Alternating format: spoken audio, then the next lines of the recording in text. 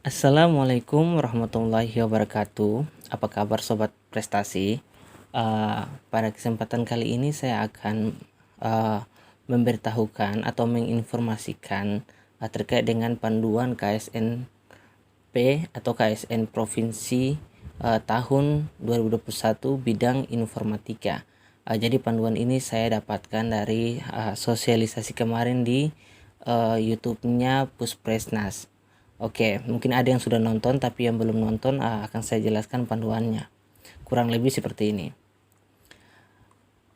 Jadi yang pertama, panduan umum sama seperti mata lomba lainnya, yakni peserta KSNP merupakan siswi SMA atau MA sederajat yang telah dinyatakan lolos KSNK 2021 kemarin. Jadi semua nama yang kemarin sudah lolos, semua pesertanya, maka bisa mengikuti KSNP. Kemudian peserta mengikuti KSNP akan disesuaikan dengan panduan dan peraturan yang telah ditetapkan oleh panitia Puspresnas. Jadi peserta tidak bisa membuat peraturan sendiri, semua dari Puspresnas. Kemudian setiap peserta wajib menyetujui dan menandatangani fakta integritas sebelum memulai lomba. Nah, hal ini sudah dilakukan atau batas melakukan penandatanganan fakta integritas yakni sampai tanggal 4 September nanti di website yang kemarin yang sma.puspresnas itu. Kemudian lomba yang akan dilakukan ini secara daring. Ketika sudah mulai uji coba atau lombanya, nanti kita akan masuk di website ksn.puspresnas.id dan akan memasukkan username serta passwordnya. Kemudian lokasi lomba, ini hal-hal yang umum, lokasi lomba, internet, dan lain-lain. Kemudian ini adalah panduan khusus untuk bidang informatika. Jadi untuk informatika ini soal akan dibagi menjadi dua bagian, yakni bagian A dan bagian B. Untuk bagian A sendiri itu terdiri dari 3 tipe, yakni soal yang berbentuk analitika, kemudian logika, dan juga aritmetika. Sedangkan bagian B ini adalah tentang problem solving dan pemrograman. Nah, bagian A ini nantinya terdiri dari 10 soal isian singkat. Kemudian bagian B terdiri dari 5 soal yang masing-masing terdiri dari beberapa isian singkat dan juga 1 soal pemrograman. Jadi berarti ada variasi soalnya ya di bagian B ini. Sekedar informasi juga, nanti di bagian pemrograman ini menggunakan bahasa pemrograman C dan juga C++, jadi tidak menggunakan bahasa Pascal lagi.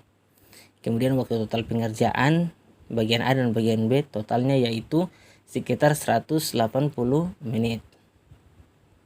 Nah, kemudian panduan khususnya bagian A ini berisi 10 soal isian singkat, waktu yang diberikan 30 menit. Kemudian bagian A dikerjakan terlebih dahulu. Jadi nanti pada websitenya itu ada muncul soal bagian A dan bagian B, tapi disarankan kepada para peserta untuk mengerjakan bagian A terlebih dahulu, barulah mengerjakan bagian B. Kemudian perhatikan jawaban yang diminta saat melakukan pengerjaan nanti. Jika hanya diminta jawaban berupa angka saja, maka cukup tulis angkanya, misalnya 5, tulis angka 5. Jangan tulis dengan huruf. Kalau tulis dengan huruf, walaupun maksudnya betul, tapi yang diminta salah. Jadi harus tulis dengan angka. Kalau diminta dengan huruf ya nanti dengan huruf. Kemudian selanjutnya jika diminta jawaban format tertentu, misalnya pecahan A per B, maka tulis adalah format tersebut. Misalnya 1/4, bukan 1 banding atau titik 2 4.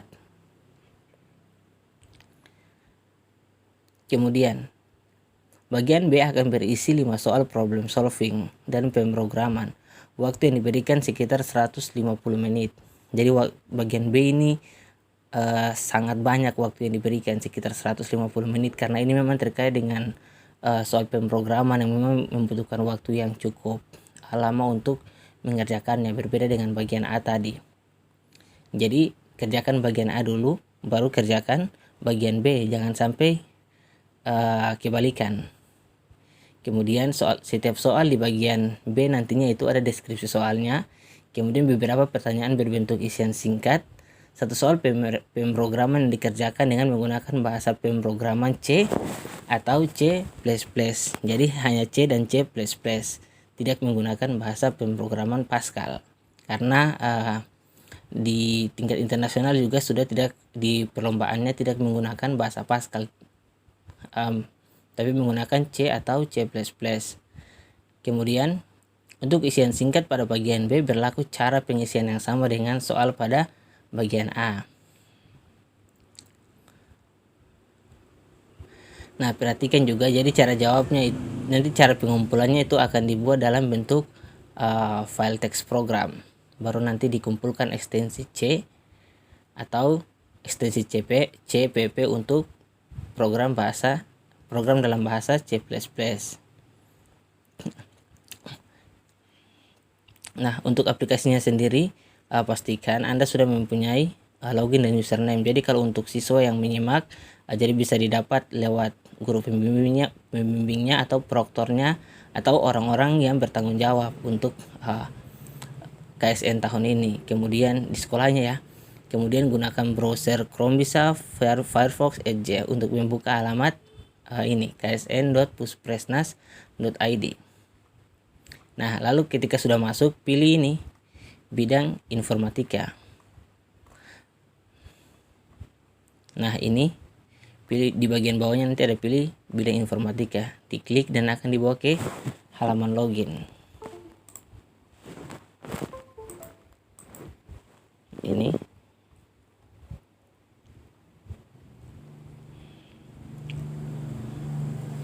Nah, kemudian ada juga panduan penggunaan aplikasi lomba.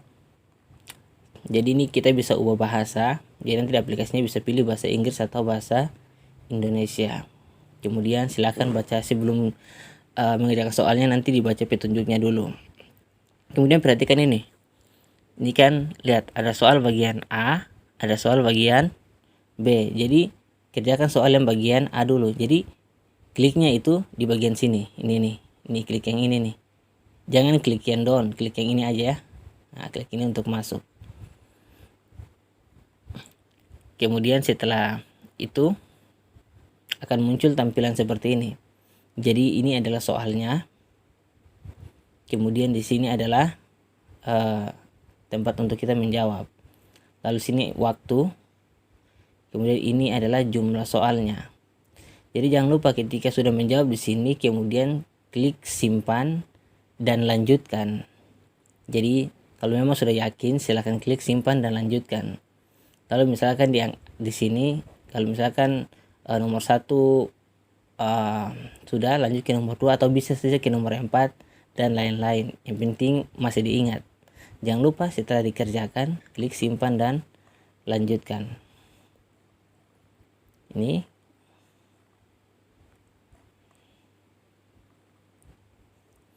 Nah, kemudian ya, untuk yang ini tandai pertanyaan. Artinya jika ada nomor, misalkan contoh nomor 2 kita belum kerjakan, berarti kita bisa melakukan penandaan. Dia akan kasih kode kalau kita belum kerjakan soal yang itu atau kita masih ragu-ragu. Nah, dia akan muncul seperti ini.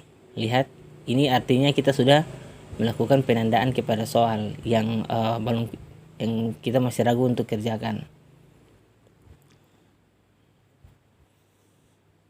Sedangkan yang bagian abu-abu ini tandanya soalnya sudah kita kerjakan.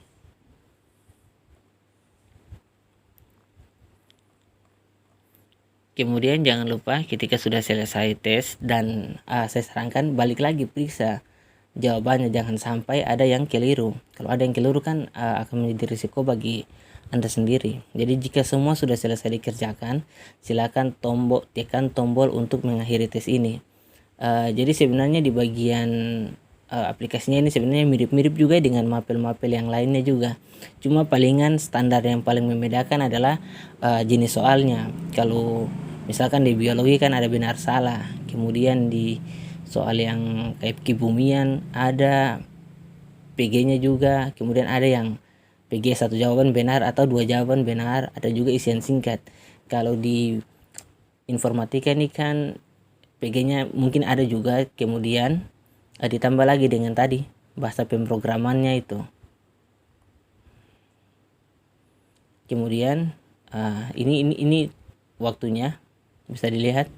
Nah, tanda merah, nah ini waktu. Jadi waktu tersisa berapa menit, bisa Anda lihat di sini, biar Anda juga bisa bisa mengefisiensikan waktu dalam pengerjaan soalnya.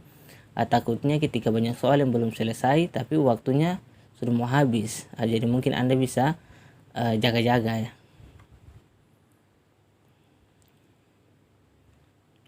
Kemudian ini pada bagian B, untuk bagian yang pemrograman tadi, jadi ada nanti deskripsi dan lain-lain.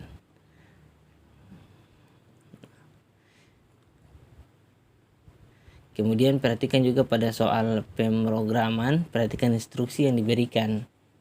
Jadi jangan sampai instruksinya minta lain, Anda kerjakannya juga lain.